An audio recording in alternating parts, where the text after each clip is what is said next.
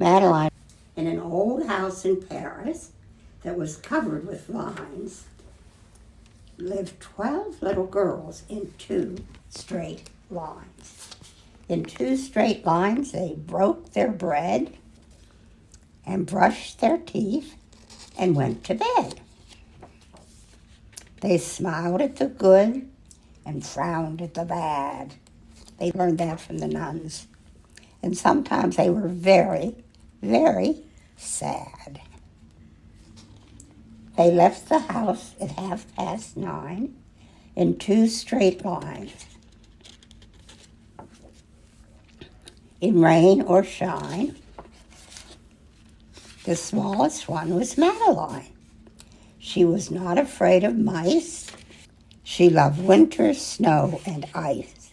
To the tiger in the zoo, Madeline just said, "Pooh, pooh." And nobody knew so well how to frighten Miss Clavel. In the middle of the night, Miss Clavel turned on her light and said, "Something is not right." Little Madeline sat in bed, cried and cried. Her eyes were red. And soon after Dr. Cone came, he rushed out to the phone. "Nurse," he said, "it's an appendix." And he dialed Danton 10-6. "Nurse," he said, "it's an appendix." Everybody had to cry. Not a single eye was dry.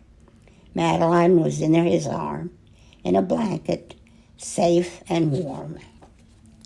In a car with a red light that drove out into the night, Madeline woke up 2 hours later in a room with flowers.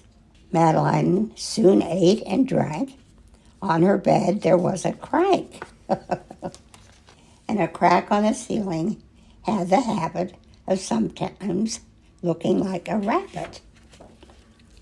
Outside were birds, trees, and sky, and so 10 days passed quickly by.